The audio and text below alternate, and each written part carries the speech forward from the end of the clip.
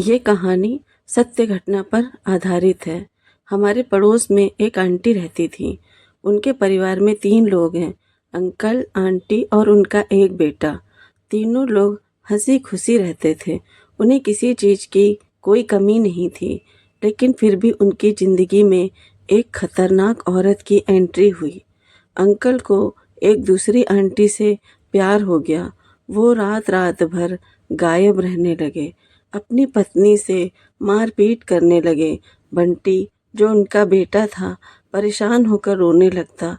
फिर उनकी रंगरलियां और बढ़ने लगी थीं। परेशान होकर बंटी की मम्मी ने बंटी को हॉस्टल भिजवा दिया। बंटी तो चला गया, लेकिन बंटी की मम्मी की आफत हो गई जब अंकल और दूसरी औरत आंटी के दोनों हाथ बांधकर उन्हें बेल्ट से, जूते से, डंडों से मारने लगे।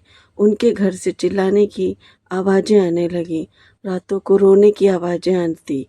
पड़ोसी देखने जाते तो अंकल बहाना बना देते कि बंटी की मम्मी की तबीयत खराब है।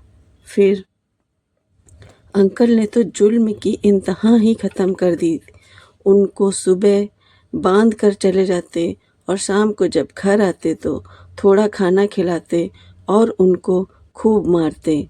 रात को फिर रोने चिल्लाने की आवाज़ें आती। एक दिन पड़ोसियों ने पुलिस को फ़ोन करके सारी बातें बताई। बंटी को भी बुलवाया गया। फिर गेट को खुलवाया गया, लेकिन जैसे गेट खुला, सबके पैरों के नीचे से ज़मीन खिसक गई। अरे, हम लोगों की तो रूह तक काँप गई। बंटी की मम्मी को तो जाने कब का अंकल जी मार चुके थे। वो मर चुकी थी। जब पुलिस ने अंकल को गिरफ्तार किया तब इन बातों का खुलासा हुआ।